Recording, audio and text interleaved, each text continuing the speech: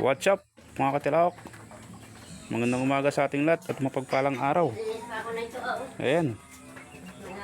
Dahil maulan at maputik, hindi tayo nakapamanraw ng silo.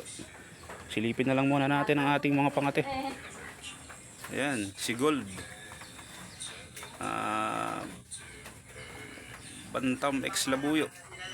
Ayan, Texas X Labuyo. Yan o, may mga lahi yung labuyo yan. Hindi yan o purong bantam, hindi rin purong Texas. Texas o nanay yan. White Kelso. Ayan, ito tatay nito labuyo. Ang nanay purong labuyo. Hindi naman ano na tatay nito, hindi naman purong labuyo.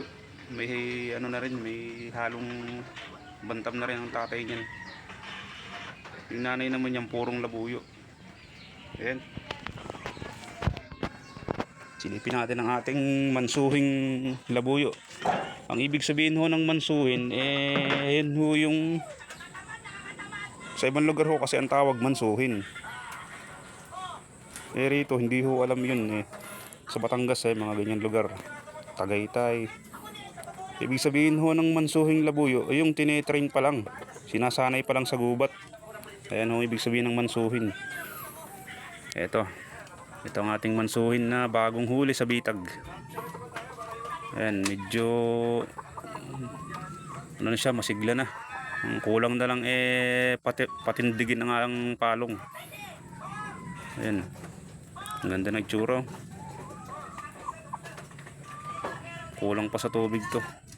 Ang labuyo ho kasi kapag nakukulangan sa tubig, ganyan na nangyayari, bumabara ang palong. Kaya kinakailangan ang labuyo mong alaga, huwag mong kukulangan sa tubig kasi babara ang palong yan.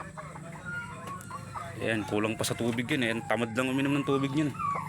Kanina inaano ko pa, nilagay ko sa hiringgilya, kumukuha ako ng tubig tsaka ako sinasaksak sa bibig yung hiringgilya, yung hiringgilya, inaano ko sa kanya. Pero walang karayom yun yung tanggal yung karayom. Ayan, para kumuha ng palong, para tumindig.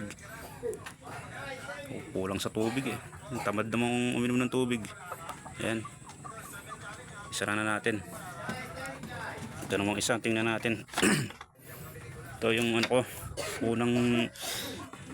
unang pure labuyo na na-swap ko sa aking hiraw.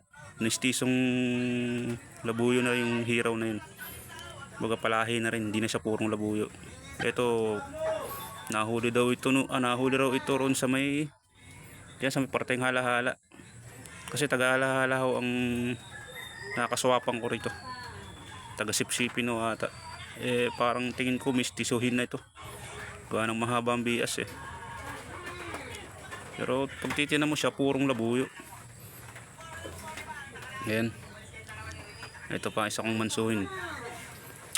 Sasabak na natin to sa January. Gawa ng January po talaga ang ano ng labuyo. Yung makukumpleto na ang kanilang balahibo. Kompleto na ho, kaso pagulangin. Ayan. Mga January ho, magugulang na mga yan. Mga matatapang na yan.